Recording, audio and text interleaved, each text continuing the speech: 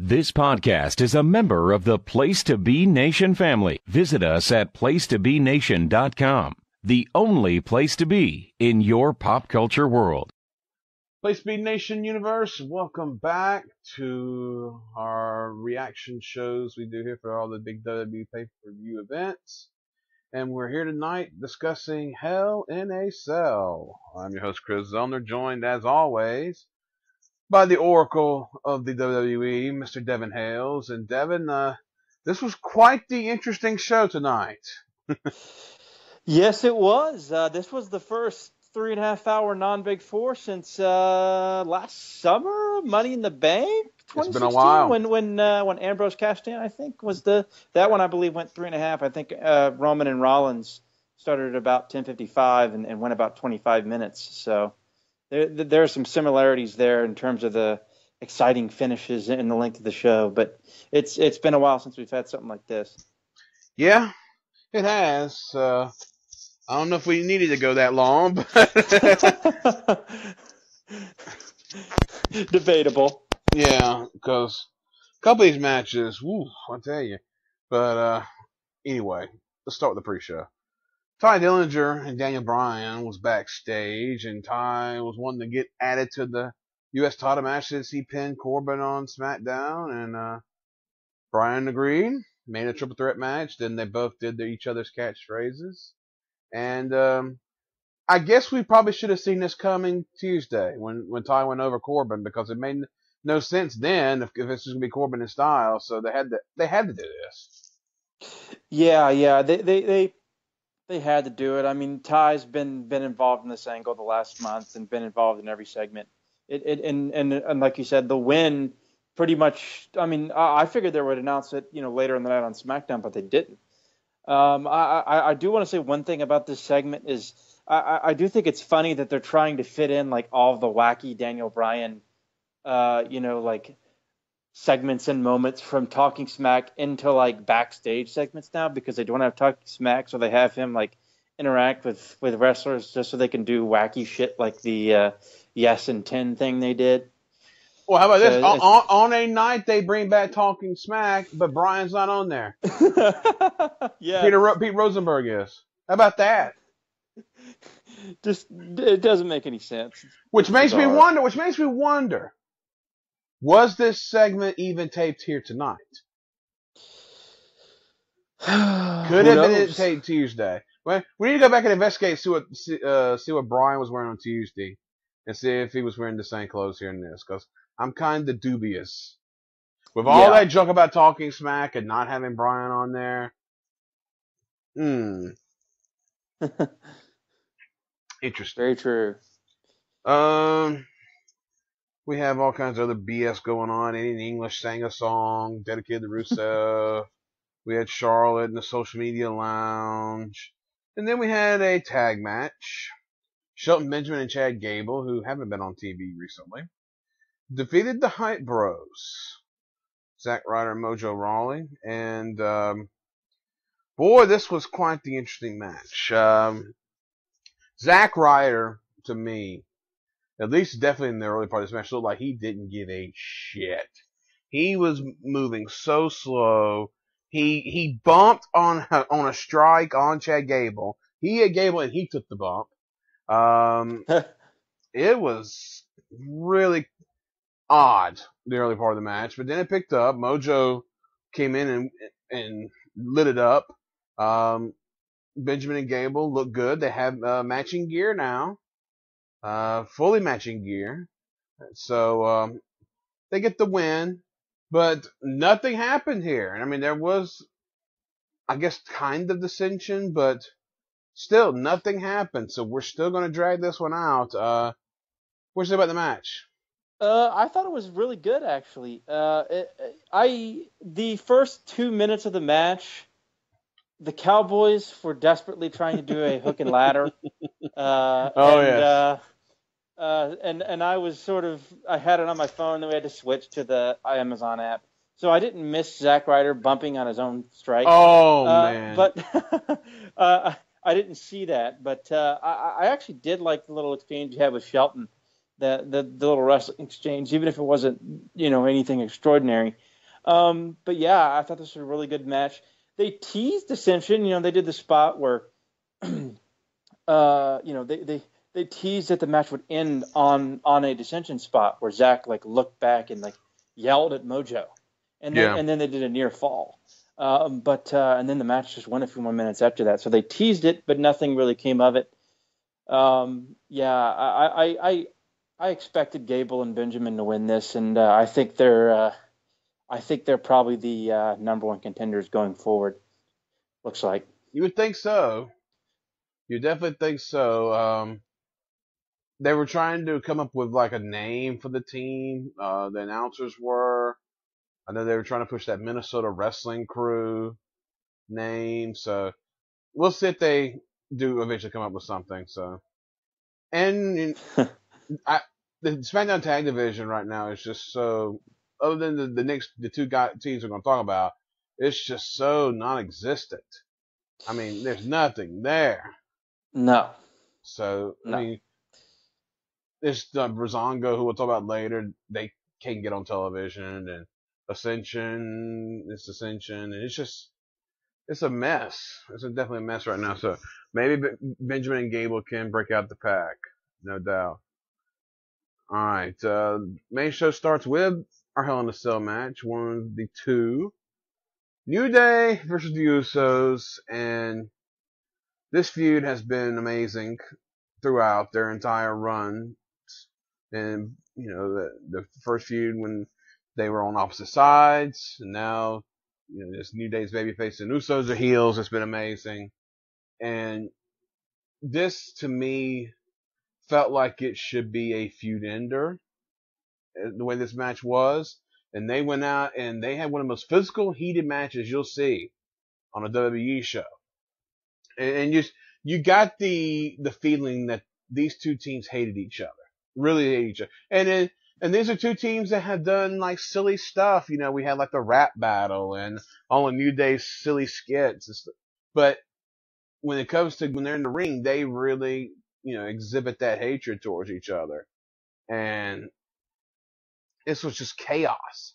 Just wild bumps. All Big E is just trying Good to kill Lord. himself numerous times. Xavier, he's taking a lot of punishment in this match. And I'm definitely glad that Xavier worked this match and not Kofi. Although Kofi, to his credit, did really well as the second on the floor, showing Yes, he did. emotion and stuff. But Usos get the win, very decisive in my opinion, and I think they need to end it here. I mean, I would watch these two teams go to war all the time, but it's time to do something different. And it may be time, as your brother Dylan mentioned on Twitter, this may be the time to maybe split New Day up, or at least split Big E off. So, thoughts about the match and thoughts about what's next for New Day? Yeah, the match was pretty excellent, pretty outstanding. I actually might have the kickoff pre-show match from like SummerSlam slightly ahead of it. I think that when they started out right away using the props and New Day being a little bit comedic at first, I was slightly annoyed. It was fun, but I was a little annoyed. But obviously by the end of the match, I was definitely into it and definitely compelled. But I was that's my only complaint. But otherwise, it was a tremendous match. This is probably the best feud of the year in WWE. This and Roman and Braun, they're neck and neck, and this might be ahead of it. This match was amazing. Big E did his spear spot like 5 minutes in. He missed it, then he hit it. Yes, he went twice. The really creative spots, like basically putting. I can't remember if it was Jimmy or Jay who they put in with the kendo sticks and locked them into the base, yes, trapped him inside. It looked like some weird torture scene from Saw or something. And I love that, and I don't think they did enough with that. I think they should. they put him in there and like they started making fun of him. I really think they should have like did some offense on him, like when he was like that. Oh yeah. They really showed the hatred. Oh yeah. But this match was, I mean, Xavier Woods was amazing in this match because that's where the hatred came in. That's where the Usos did. When they put him in the handcuffs and wrapped him around the ring post, he got savagely beaten by those kendo sticks. I was badly. On Twitter worrying about that because the imagery of how Xavier was and they were whipping him like that. I was like, oh boy, because we didn't have this lately, with the stuff with Jinder and Nakamura. I was like, oh no, right, here we go. But luckily, I didn't see it.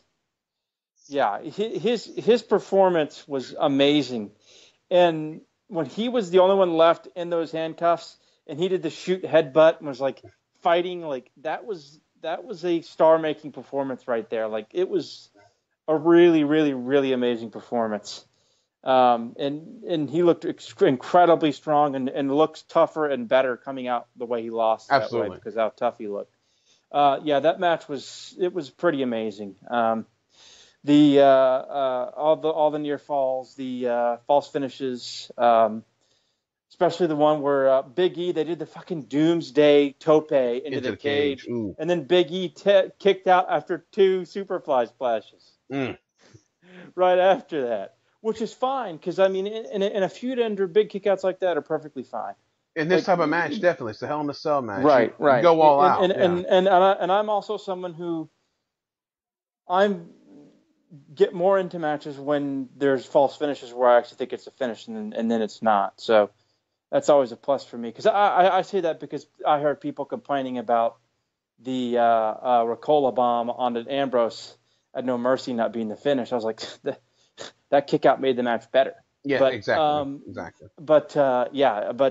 So this match was pretty amazing, and I have no qualms with people giving it, the full 5 or whatever. It was a pretty great match for sure. The kickoff match that you mentioned at SummerSlam was probably the better wrestling match. Right. This match was the better spectacle, and it had more heat, like I said, more violence. And if this is the feud ender, like I said, this is the way to go out in this type of match. Because I don't know, what can you do to come back from this to do it again? It's kind of like anticlimactic. It's tough, and as far as New Day goes, I mean, I don't know what you do with them. I mean, there's nobody else you can really put them in a program with as heels. Well, I can think of 2 people right off the top of my head, and you might know where I'm thinking of. Yeah, I got how the show ended. But would that seem like a come down though? I mean, I do think it would for especially those 2, but I don't know what else to do with them. Maybe the Colognes. I mean, because I think they're both healthy now, right? I think both the Colognes are healthy again. So it's SmackDown. SmackDown is something where, and we're going to talk about this throughout the show. I mean, there's a lot of things you're like, where do we go from here? What do we do now? Especially in that main event finish, it's like, what do you do? So, I mean, there's a lot of interesting stuff on SmackDown, but I definitely think it's time for Big E to branch out on his own and become singles. Yeah. It's time. I think that's the way to go. I mean, he's ready. He's been ready.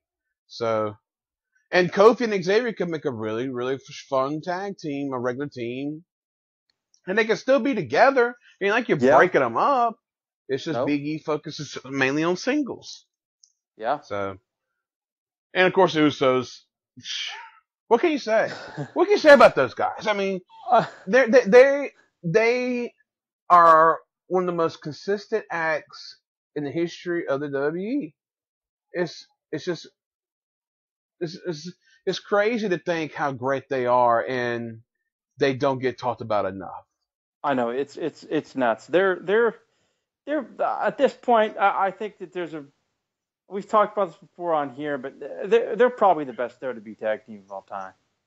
I mean, if they're not number one, they're top 2, 3, no doubt. Yep. I mean, it's just. Oh yeah, for sure. I mean, just the consistency and the longevity. It's crazy. All right, we'll move on. Randy Orton versus Rusev. It was interesting that this match went on next because this is the complete opposite of the previous match. It's Randy Orton, and it's kind of the perfect contrast, and it was made a lot of sense to go to this match from the previous match. You know, Right. if you want to go deal with you getting your crowd to, you bring them down, get them to come back up. This will be the match to run with. But this was a pretty good match. The work was solid, not spectacular, but solid. Picked up towards the end. The counter that Rusev had, when he tried to get the accolade, I thought, oh my god!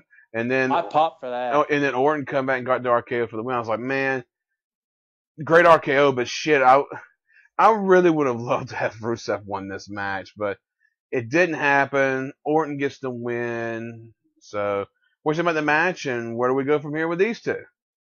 I thought it was a very good match. I thought Rusev's rib work was pretty good. I thought Orton took a nice bump into the barricade to start that up. And I thought the match did pick up towards the end, and the heat, followed with it. Because there was obviously a concern of imagine following New Day versus Usos.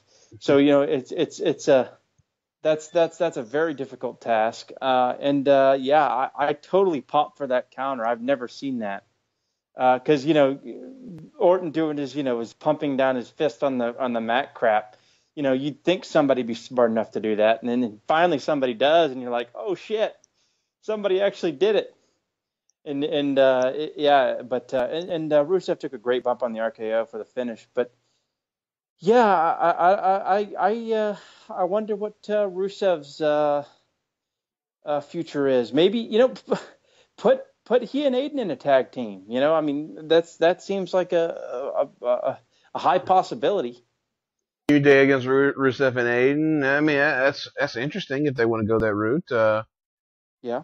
It's an odd couple type team, but they've been aligned together lately. I mean, that's a possibility. Orton's tough because I mean, do you put him back up in the main scene? Do you put him with Owens now, or you can't go back to gender? It's too quick. So we have to remember they're going to be fighting for brand supremacy here pretty soon. So yeah, there's Survivor Series. You're right, because the next SmackDown pay-per-view is in December, correct? Because I think so. Yeah, TLC's in 2 weeks. Yes, we got another one in 2 weeks, and then it's Survivor Series. Yep. Yeah. Yep. And then, right. and then Clash of Champions in December. Clash of Champions, yes. Yeah. So, yeah, you're right. I mean, SmackDown has some time to get some stuff set up. So yeah, brand supremacy, or I think this year we may see some like mixed brand tags going on. So yeah. I wouldn't be shocked if we've seen that. But yeah, Randy has gone on record on the Edge of Christian podcast saying he doesn't like being babyface. So, do you think maybe they'll acquiesce to turning him heel? Or, I mean, SmackDown babyface side right now is kind of, So, who knows with Randy? He's tough. I don't know. I'm surprised he hasn't taken more time off on TV.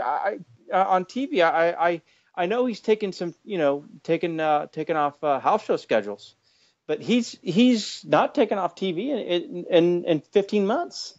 See, this is why I think Rusev should have went over. Yeah. But whatever, it is what it is. Rusev has his spot, and that's where they're going to keep him at. Sadly, the way it looks. So. Yep. All right. 3-way dance, USA Heavyweight title. AJ Styles defending against Baron Corbin and Ty Dillinger. This match here,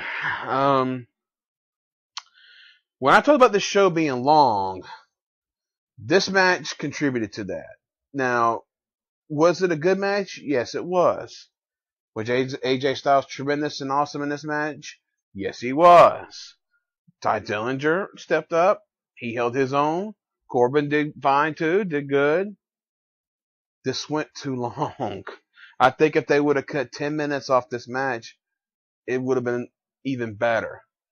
I don't know why they went really, really long with this one, but it told a good story.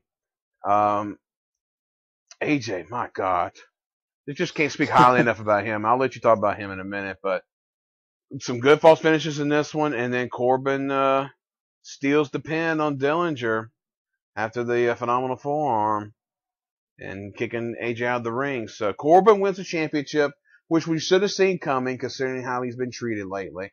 They love doing that. This is, they love putting the guys down and then build them back up, give them the belt. So here he is getting the title. I kind of wish they would have went in a direction, but I understand. What'd you think? I thought this match was fantastic, and I actually wasn't bothered by the length, oddly enough. This match was really, really good. AJ was tremendous in this. He held everything together. He took some incredible bumps. As you said, the false finishers were great. His bump on the choke slam, choke breaker was insane. He was just in prime AJ form in this, and I said this on Twitter, but if you've been following AJ for a long time, he's one of the better, if not the best, three-way wrestler ever, as far as in triple threat matches. He knows how to pace those, work those. He knows how long to sell, and knows how to get back into the action to where you're not wondering where he is and wondering where the hell is he. He's been laying there. He doesn't do that. He sells just long enough, at just the right times. He's, it's just amazing how, and I mean, triple threat is really a hindrance in a lot of ways as far as a match style, but he can really, really have a great triple threat match, and he's had multiple of them in WWE so far. He had that Bray Cena match earlier this year, had that Ziggler Corbin triple threat late last year. He's just and of course the famous Daniels Joe AJ matches from TNA. He can work a triple threat match as good as anybody ever. And it might seem like a weird compliment, but I think it's a huge plus because triple threat matches are hard to work, and they're really can be boring and worked poorly if they're not done in a certain way. So yeah, he was outstanding in this, and I thought Ty stepped up. I was glad to see him in this. Corbin winning is, I think, a mistake because I think Corbin is not over with the crowd. I think there are times. Where's your briefcase? Tonight. Where's your briefcase? I was chanting tonight at him. There were times where he was on offense where the crowd were literally sitting on their hands, and that was the only it was like they don't care about him. They just don't care about him. I don't even hate Baron Corbin. I've gone down on him a little bit the last few months. I think his effort has lacked in the last few months, but he was very good tonight. But it's like giving him the belt just seems like the wrong choice here. This was really the one booking decision outside of another one that really bothered me as far as who won the match is concerned. I mean, I'm not devastated or anything, but I thought it was just I just don't think he's over enough to have the belt. Yeah, I mean that's an issue he has, and I think the way they've treated him lately has helped him get less over in a way. Yes. Dillinger's the guy here that I'm intrigued about. Is he proved that he belongs, in these types of matches. And I think that they should. I think maybe they're going to do Corbin and Dillinger maybe as a singles feud.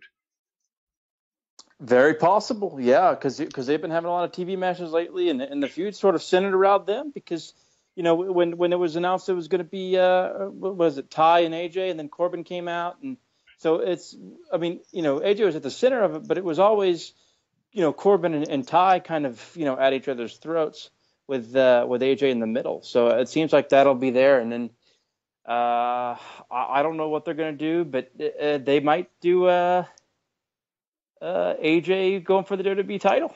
Well, I'm pretty sure they're going to probably try to type a loose end here because AJ is going to want a rematch because he didn't lose the title himself. Sure, of course. So we're going to have that happen. Of course. And AJ and Jinder, that's definitely going to happen.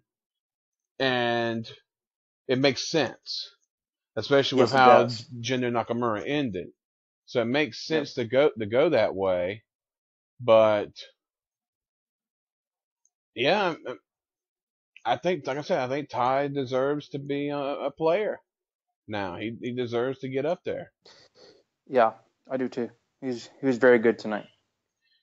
All right. Next up, we have the Women's Championship. Natalya against Charlotte. And I was not looking forward to this match. Natalya has regressed a lot in my mind over the recent years. Charlotte is okay, but she's much better as a heel performer, charisma wise. This match was just there for me. I didn't care about this match. Boy, Charlotte, that moonsault, that could have been a disaster. I think she took one rotation too many, and she could have definitely blew her knee out on that landing. Natty didn't catch her good either, so that could have been a disaster. And then we had the DQ finish right after that. Natty using the funniest chair shots I've seen in a while because it looked like she was just laying the chair on top of real hard. But that means we must continue this feud. No Carmella yet again. So where do we go from here? And what's the match? The match. The idea of the work of the match and the work itself was good, very good actually. But the problem is the roles were wrong. Charlotte's not a good face, and Natty's not a good heel. They had good matches before. In fact, they have good chemistry as far as meshing on the ring and whatnot. But the problem is, think back to their Toronto match at Roadblock. Back in early 2016. When Charlotte was a heel and Natty was the face. That was a very good match. But this match no one cares about Charlotte as a face. And she was not over as a face the first time. So they had to change her, they turned her heel because of it. And now she's back face, and of course no one cares. Natty's definitely regressed as a worker and just doesn't no one cares about Natalya. So it was just not. It was never a match that was going to get over with the crowd. It was never a match that was going to get over with a lot of people because the roles were wrong, and the people in the roles were not good fits. So it was never really going to be the right match. As far as the finish, I actually don't mind it. As far as the DQ finish, I just don't really care to see this match happen. That's the thing. It's like they've feuded for 3 years now. I've seen these two have matches millions of times. I think it was Brad Stutz who said on Twitter that it's like it's like the Dolph Ziggler versus Kofi Kingston of the women's division. It's getting there in a way, yeah. It's just like, So yeah, I'm with you there. I mean, the work was good, but it's just and like I said, the finish was fine. It's just it's like wrong roles, and I don't want to see this match again.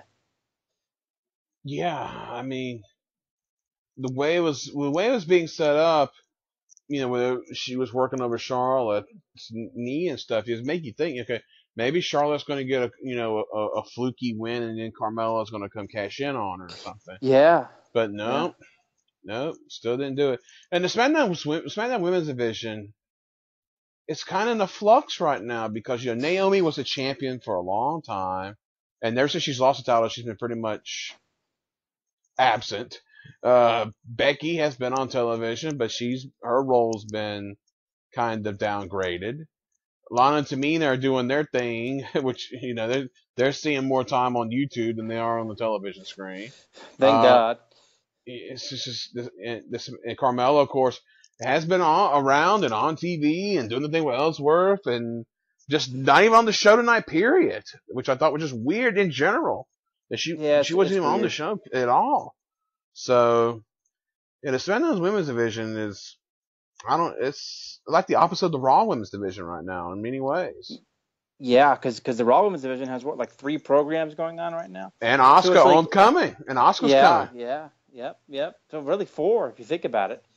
Yeah, with the Sasha Bailey stuff, and then the I don't know if there's anything going there, but that's been teased, and then the Emma, leaving. Emma doing Alicia, her thing, Alexa and Nia, friends. Are they not friends? Are they not friends? And Mickey James, Mickey and Alexa.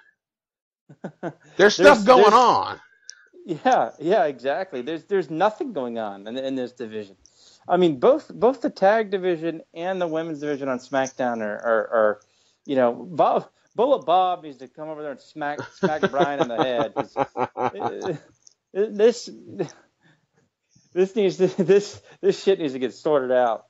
Yeah, I mean, try to do something. It's kind of frustrating to look at how SmackDown had clear stuff going on for a while there and was fairly solid, but now it's just, I don't know, it's weird. Well, we talked about Breezango earlier. Fashion Files has been absent from television, even though they plugged they were going to be on television last week and never made it, which I love when that happens. Yes. And they showed up tonight, basically as in a reboot in many ways, because now they're on a new case, which was a playoff of Pulp Fiction, with a briefcase with a gold shining light, and we'll have Pulp Fashion Tuesday night. But the Ascension was in here yet again, which is their Ascension and Breezango. I mean, that's Ascension's best work on the main rosters, these skits. And the fans loved it. I mean, you could hear the fans were popping for stuff. So the fans are into this, but I don't know. I mean, it's not going to carry over into the ring, It's fun, but it's like, I don't understand. One thing is, like, for one, I did pop for the Pulp Fiction reference. I thought that was clever, but I don't. For one thing, I don't understand why you have this segment on a pay-per-view and nothing big happens. Like, this is a pay-per-view. Like have somebody attack them, and see who attacks them or something. Like, that was like, to me, it's like, originally there was supposed to be a purpose, and then it was supposed to be somebody was attacking them, and then it was like Arn Anderson and a joke. Like, I don't understand what the point of this is. Like, put them in an actual program. Like, and the thing is, when they worked the Usos in a tag feud in the spring and summer, they were actually over in the ring. Yeah. And they did the comedy stuff that, made me want to gouge my eyes out. But like, it was super over and the fans loved it. Then they stopped wrestling on TV, Then, now they do their skits every 2 or 3 weeks, and it's like, I mean, the fans enjoy it, but there's no purpose for it at all anymore. It's just, oh, laugh out loud, time for a Breezango skit. Like I think it's smart that they have this, these skits and vignettes and stuff, because it does get them over, and it makes for fun characters, and gives even on occasion, well, not really in their case, but it can give you the opportunity to have character development. But it's just weird. Like there's just no purpose of it, and they don't even wrestle. It's bizarre. If I remember right, I think this segment may have been the one that was supposed to air on SmackDown, was taped like a week before last week's SmackDown. So this may have been 2 weeks in the can. Yeah. So I don't know. We'll see what happens, but it's just so that you're treading water. That's for sure. When they're over, I mean, they had that great appearance 205 Live with Gulak. Yeah, that was fantastic. I thought they should have done more with that. Yeah. But who knows? All right, next match is WWE World Heavyweight Title. Jinder Mahal against Shinsuke Nakamura. This was an intriguing match in many ways going into the show. We had the polarizing angles leading into the show, which made national news, including our buddy Vic Venom Bites getting quoted in the Washington Post. Gender is polarizing. This match, gender is polarizing, period. It seems like you either are really into him or you hate his guts. It seems like in a lot of ways. But this match, Nakamura worked hard in this match, I think. He picked it up later as the match went along, and it turned out to be a pretty good little match. The Singh brothers, who have been helping Jinder retain his title in most matches, they got kicked out of the building later on. So that added some intrigue there. The fans popped for that. That's when the heat really got going strong, was when they got kicked out. And then Jinder ended up winning clean as a sheet. Yeah. Kind of surprising in a way. I mean, I knew Jinder was going to win. I figured that was, we got the India tour coming in December. It's obvious. But winning that clean, that's something. I've seen a lot of people now saying that the bloom is completely off Nakamura's rose now, and he's now pretty much just a guy. So after this finish, so where do you fall in the match and Nakamura's situation now? I thought the match was pretty good, and I actually think it had the most heat in this show up until besides the opener. Like this match had heat even in the beginning. I mean, the fans were chanting Nakamura's name, like when Jinder had the arm lock that he always has on, the key lock, vice, whatever it is. You know what I'm talking about. Mm-hmm. His go-to hold that he grabs on in every match. I don't know what you would call it, but I'm blanking on it right now. But So I mean, the fans were into it. I thought this was pretty good. This kind of reminded me of the Randy matches. Like those first two Randy matches are pretty good. So this was a pretty good match. Had good heat. I thought the tease of Nakamura actually winning after the Singh brothers got thrown out was really smart and well done. And then the finish was well executed, and it got a big reaction. So yeah, I think this was a success. And as far as Nakamura goes, I thought he was fine in this match. I also thought Jinder was fine in it as well. But the thing is, Nakamura just isn't that good. Like he doesn't work hard enough on a consistent basis to really deserve top billing, in my opinion. And I know that sounds harsh. I mean, I've watched the guy for several years now. I mean, when he's on, he's one of the best wrestlers in the world, but he's on about 5% of the time. So it's hard for me to feel that sympathetic for a guy who's that lazy a lot of the time. As far as what they're going to do with him, I still think the long-term plan is to have he and AJ Oh at yeah. WrestleMania, and I'm starting to think it'll probably be he and AJ for the title at WrestleMania, world title. I think that's probably what it's going to be. I mean, that's the ultimate Um, end game for sure. right. I think it looks like it might be AJ taking the strap off of Jinder at Clash of Champions, right after the India tour, or maybe at Rumble, and then building to AJ Nakamura from there. Yeah, I mean that's fantasy booking, a little bit, but that seems like a logical direction for what they're booking, especially after tonight with AJ losing the U.S. title and Jinder winning the way he did.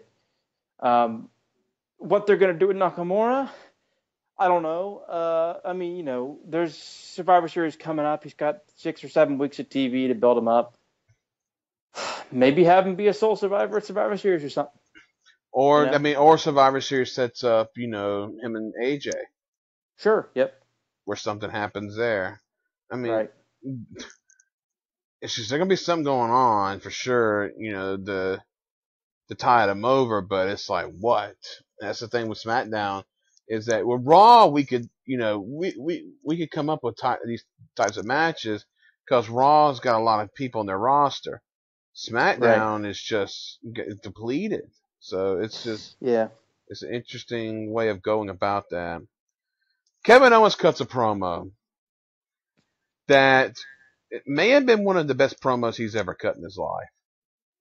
I thought this was a tremendous promo here. And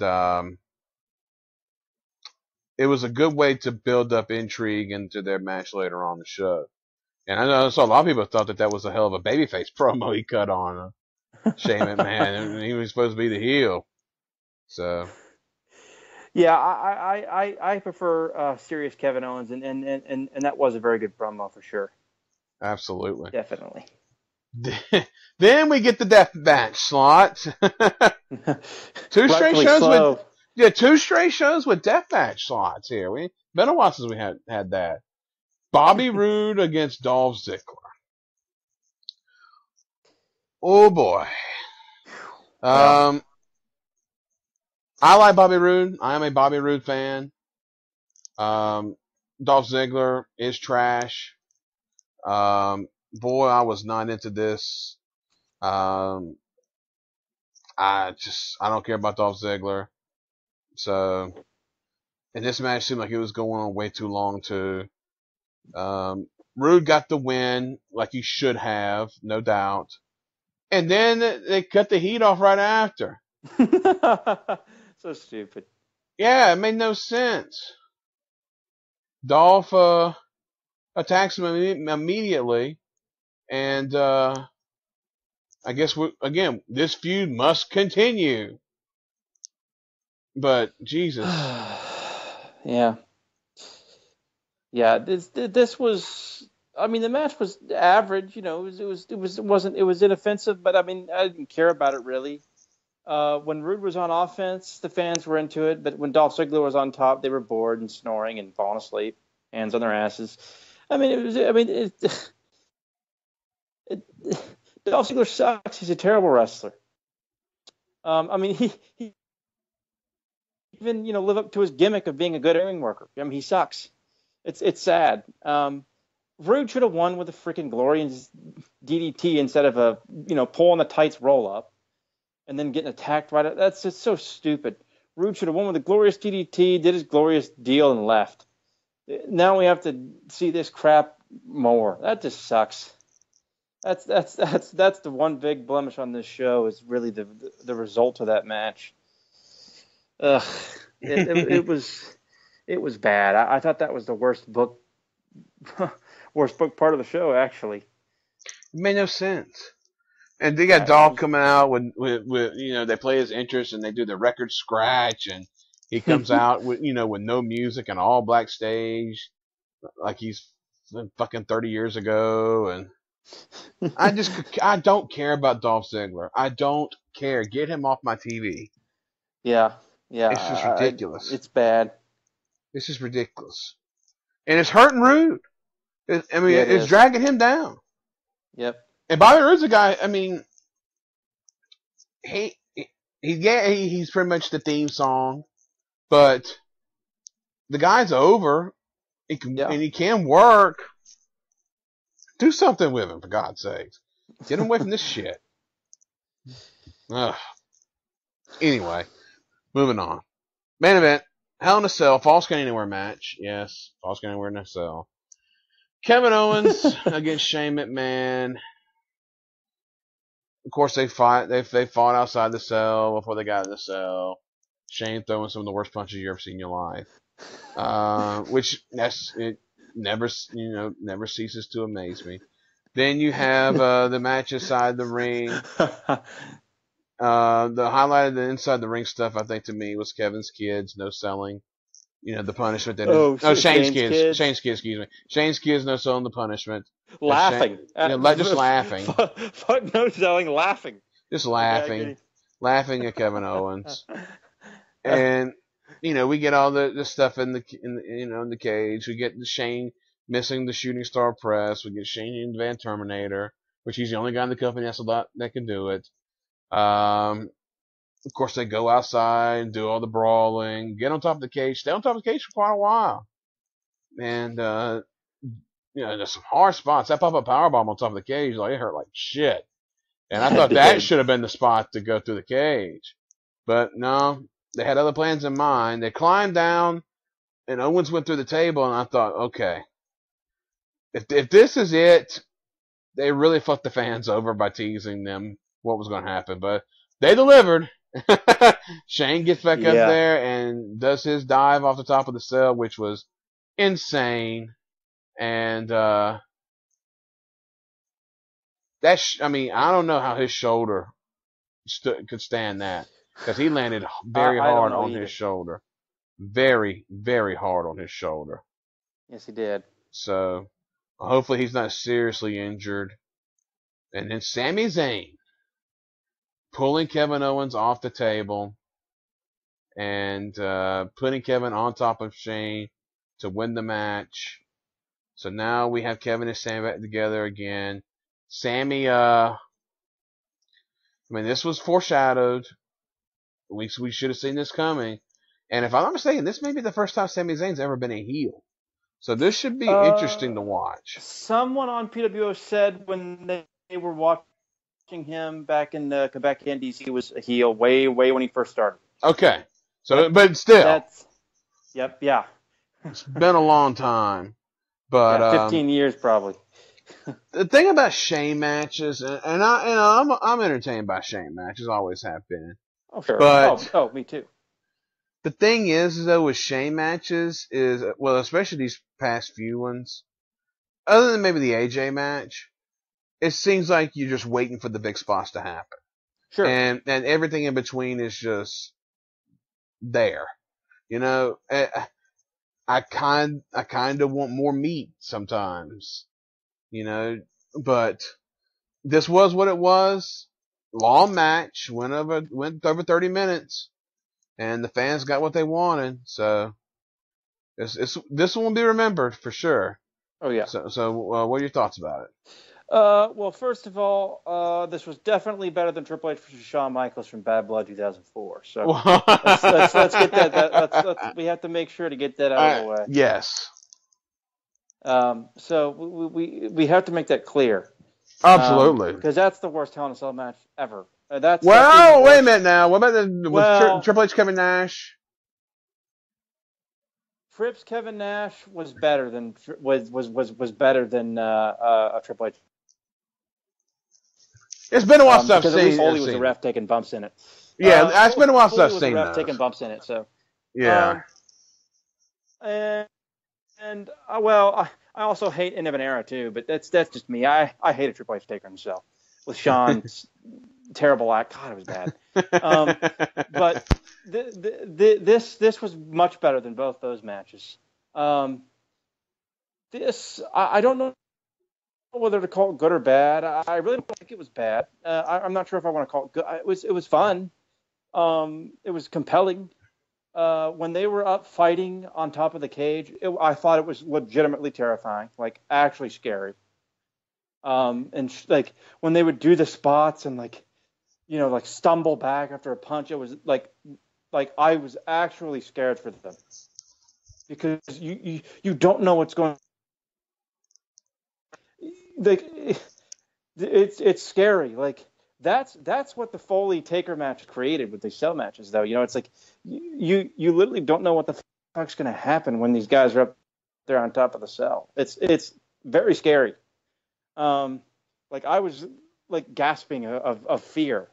One thing you have to notice is I thought it was very clever that they teased all the famous legendary classic Hell in a Cell spots. They teased the Shawn bump earlier with when Shane was climbing up after Kevin. They teased Owens diving off like Shane did, and then he couldn't do it out of fear. They teased the top of the cell breaking, like the Triple H Cactus match, or the Taker Foley match too. So I thought that was really clever that they teased all those famous spots. And then they finally delivered. I thought it was smart that they started to climb down and acted like they weren't going to do it. And then of course Kevin, takes the bump through the most egregious looking crash pad I've ever seen. Like there's. I mean, it's obvious that they, of course, they're gonna have crash pads. They'd be, dead if they didn't. But it's like, oh my God, that's a crash pad because the announce tables don't normally look like that. So Kevin goes through there, and then Shane tries to finish him off.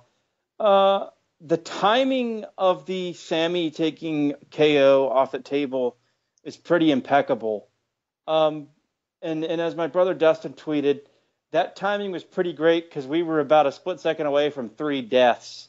Yes. Like, no joke. That's an insane spot to do because not only was Shane's bump crazy, and God, I hope his shoulder was okay, because I think that's what probably hurt more than anything, was just Zayn and Owens timing getting out of the way. Like that's a crazy spot. But yeah, the right guy won. I actually like the idea of Shane, pretty much would have won if not for Zayn, because Kevin Owens did, Kevin Owens was pretty savagely beating his family and insulting him and stuff. So I had no problem with the idea that Shane could have won. But the right person won regardless, and this is a compelling.